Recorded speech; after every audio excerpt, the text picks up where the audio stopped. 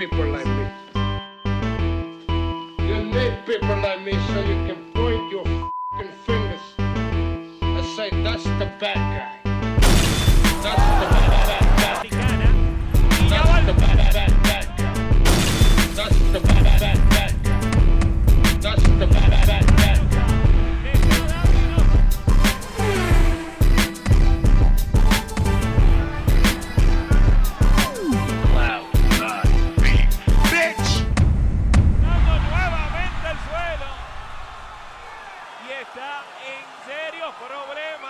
De la noche, Stephanie Piñeiro.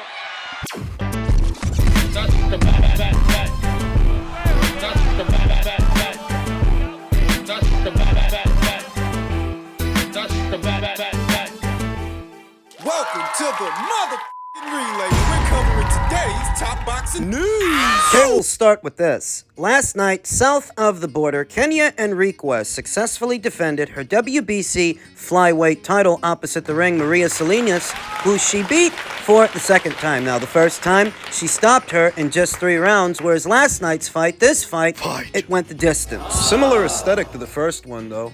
What can only be described as a big train, little train situation. Maria Salinas, the noticeably shorter and stumpier fighter of the two, doesn't have much choice but to try to get in close, try to get inside on Kenya Enriquez, who is circling her, maintaining a bit of distance, a bit of space to get off punches. And walking Maria into punches. Maria's strategy, it's too basic, too simple. Looking to crowd or overpower Kenya by following her around the ring in a straight line, getting walked into punches, overpowered herself whenever Kenya did decide to let go of a combination. Whenever she did let her hands go, Kenya Enriquez is the noticeably stronger puncher of the two, as well as the taller, longer fighter, able to effectively use that height and use that length while staying on the move, circling Maria to walk her into punches continually. Jabs, right hands, body shots, you name it. Kenya Enriquez's full offensive arsenal was on display yesterday. She didn't get the knockout, she didn't get the stoppage, but it was still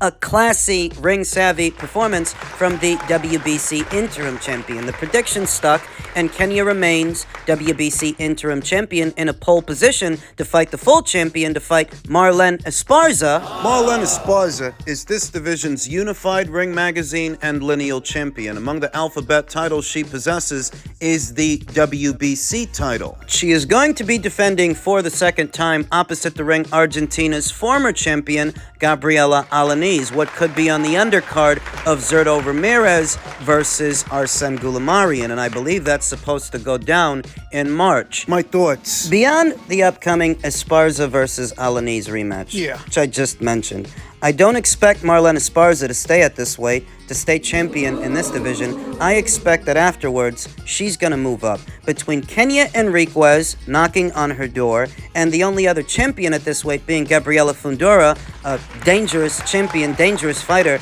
in her own right, it's getting too close for comfort for Marlen Esparza at flyweight. Marlen Esparza, who's already had several close calls. Win or lose against Gabriela Alaniz, I think she's going to move up. I think she's going to move up from flyweight up to super flyweight. At which point, Kenya Enriquez could see herself elevated to full WBC champion. Kenya Enriquez, who sports a professional record of 28 wins with 1 loss, no draws, 11 knockouts, having never been knocked out in 29 professional bouts. BoxRec says she's 27-1, not 28-1. Kenya's BoxRec profile hasn't been updated yet. Going into the Maria Salinas rematch, she had 27 wins. Now she's got 28.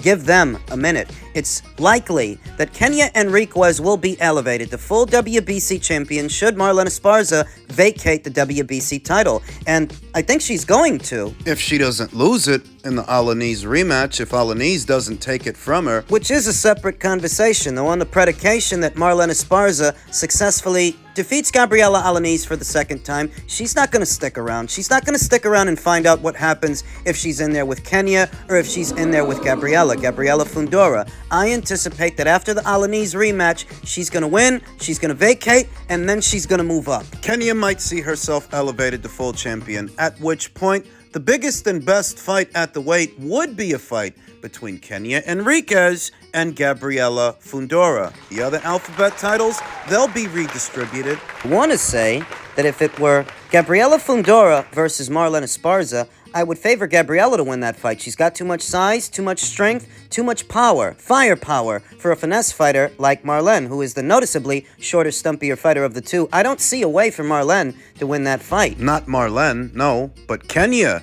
Kenya's a different kettle of fish. That's a different gravy, because Kenya has firepower of her own, and she is a more experienced fighter than Gabriela Fundora, with more rounds in the bank, more fights, and power of her own. Perhaps not as much as Gabriela Fundora, but enough that she can get some respect out there. What could be Gabriela Fundora's toughest assignment as a flyweight champion, a potential unification match with Kenya Enriquez. That's a tough assignment. That's a tough fight. And that's just something to think about as the landscape changes at flyweight.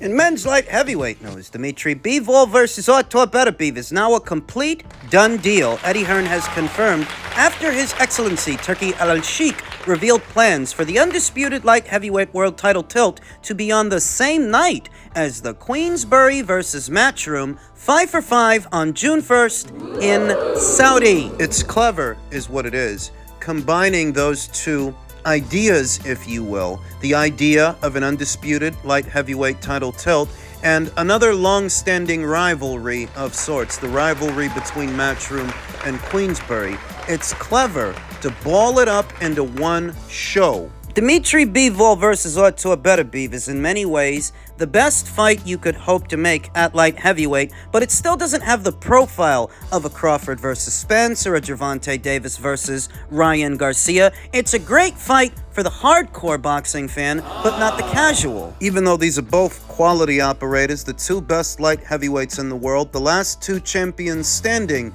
at 175 pounds, spending years circling each other. It's a fantastic fight.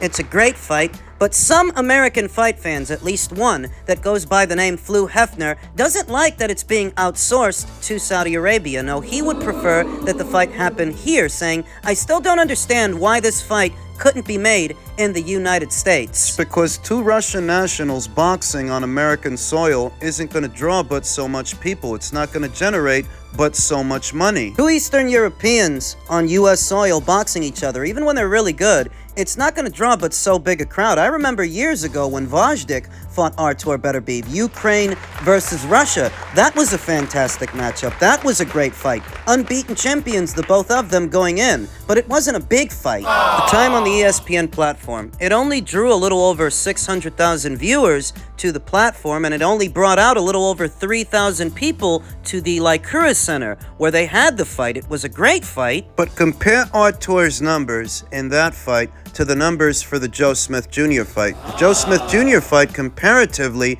did way better numbers. Even though Joe Smith Jr. isn't as good a fighter as Alexander Vajdik, he wasn't perceived as such going in. Why were the numbers for Smith better than the numbers for Vajdik? And it's because Smith, Joe Smith, he's an American, he's a national, and the American audience, being as xenophobic and prejudicial as they are, they'll have a rooting interest in that American. But with two Eastern Europeans, they're not as invested, not as interested, and as a result, the fight itself will only generate so much money. And will what it generates be enough to satisfy the financial demands of the fighters? This is an undisputed title fight, years in the making. The boys want to get paid. You do a fight wherever you stand to make the most money. It's a common sense argument. There is more money for Dimitri and Artur in Saudi than there is in America, Canada, the UK, Russia, or anywhere else in the world. There's more money for them in Saudi, so Saudi it is. Bob Arum in Top Rank had no intention of sending Artur to Matchroom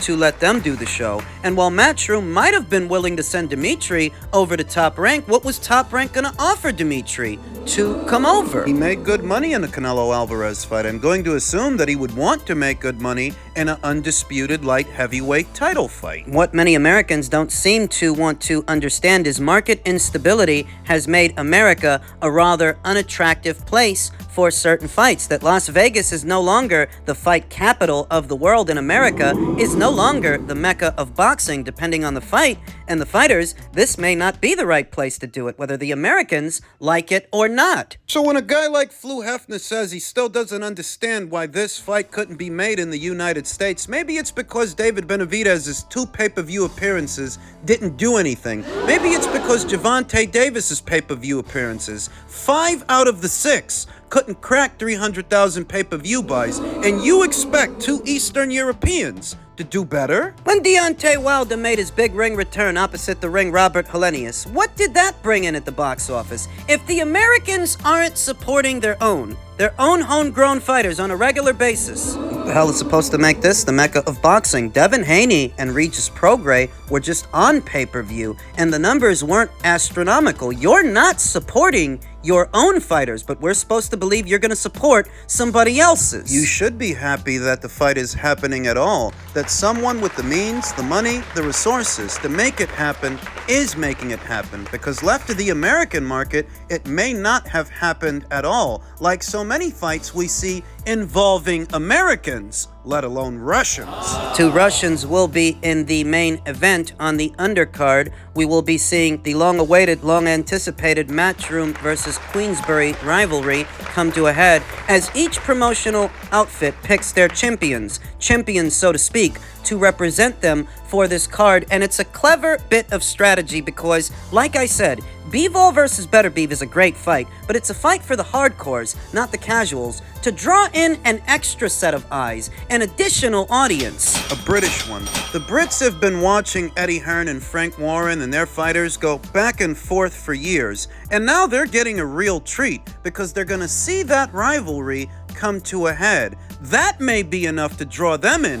Even if the Americans aren't all that interested, they don't have to be. Nobody's relying on them to carry this show and buy it. Think about the time zones. A Saudi Arabian time zone accommodates a British audience more than an American one, especially when a part of that show is a Matchroom versus Queensbury tournament. So this card, in all likelihood, will go down in the afternoon if you're in America, which I don't mind. I like the idea of afternoon and evening boxing as opposed to boxing matches running so long into the wee hours of the morning, you're fighting sleep while you're watching these 2 guys fight. No, I don't mind it. I'm not complaining like some Americans are, because if not for the Saudis, we may not be getting this fight at all. This card, overall, Matchroom versus Queensbury. Who else was gonna make it happen? You don't like boxing in the afternoon? Then don't watch it. Nobody's relying on you to watch it anyway.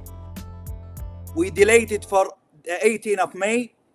I am guarantee for the both of the fighters 10 millions if someone escape from the fight.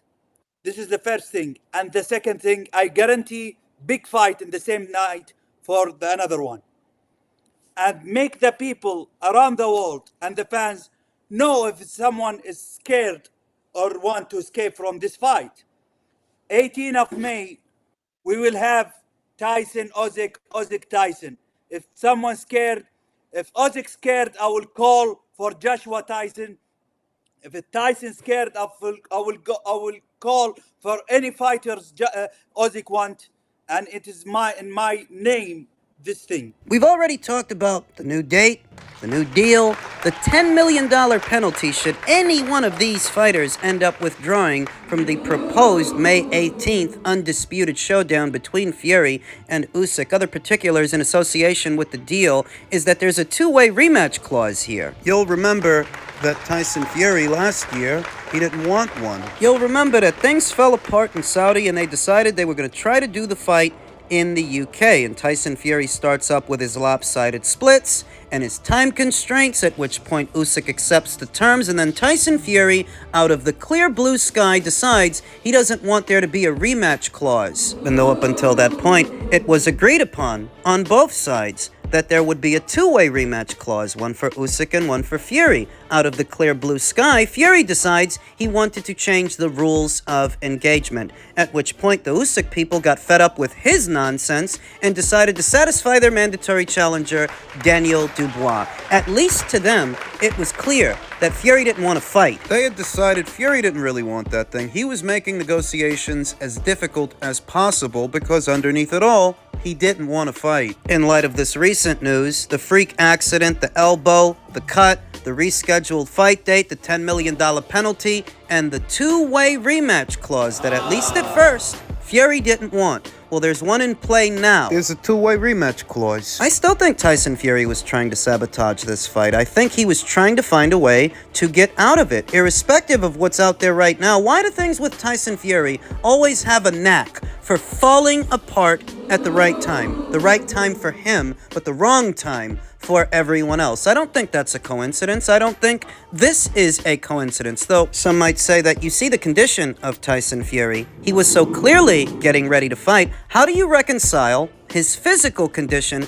with the accusation that he was trying to get out of this? Well, like I said in my previous video, maybe at the start of the camp, he was going to go through with the Usyk fight, but all those rumors you were hearing, all those rumors about him getting knocked down and banged up in sparring, maybe that gave him cold feet. Maybe he started having second thoughts, and maybe in the middle of the camp he decided he doesn't want to go through with this. I don't trust Tyson Fury. You're gonna hold that against me? Knock yourself out, because you can't change my mind. All the rumors that we were hearing up until this point, that Tyson Fury wasn't looking good in sparring, guys in there, they were knocking him down. At Jai Opataya, the reason he was sent home after just 5 rounds of sparring with Tyson Fury was because he dropped him. He embarrassed him. I can believe that. There was a similar rumor about Usyk years ago, embarrassing Vladimir Klitschko in sparring, and as a result of that, he was sent away like Jai Opataya was sent away. I can believe it. I can believe that Tyson Fury was getting touched up in sparring, because you will notice that Tyson Fury is fit and trim. More fit and trim than we've ever seen him. He's more fit and trim than he was in the Dillian Whyte fight, the Derek Chisora trilogy, or the more recent Francis Ngannou exhibition. He's lost weight. And do you remember what happened to former champion Andy Ruiz when he got a bit more fit and trim, when he lost weight in the Chris Arreola fight? He got dropped. He got dropped by Chris Arreola. As a result of shedding the excess and trying to shed a few pounds, it compromised his punch resistance. Kind of like Tyson Fury losing weight might have compromised his punch resistance. And you see it. You can see how slim he is, and you heard what the rumors were, what the rumors are. This guy was getting knocked around in sparring. If he's lost all that weight at the expense of his punch resistance, I don't think it's because he plans on mowing down Alexander Usyk. I don't think it's because he plans on bullying him and bulldozing him like he did Deontay Wilder. No, he wants to be light on his feet. He wants to be able to move around. He wants to be able to box. And that's giving it away. Giving away a part of his strategy. In tandem with Jai Opataya's team saying the reason they left Fury's camp was because there was no orthodox sparring in the camp and they had to get ready for the Mayris Briedis fight, that's also giving it away that Tyson Fury plans on boxing this guy southpaw, primarily out of the southpaw stance. But I don't actually think Tyson Fury is better out of that stance than Usyk. That's just something Fury resorts to from time to time. He's not actually a better southpaw than Usyk. And because Fury's punch resistance may be sapped as a result of shedding the weight. I think Usyk's gonna beat him. I think he's gonna beat him, and there is an off chance that even though he's not a big puncher, he might stop Tyson Fury. He might exhaust him.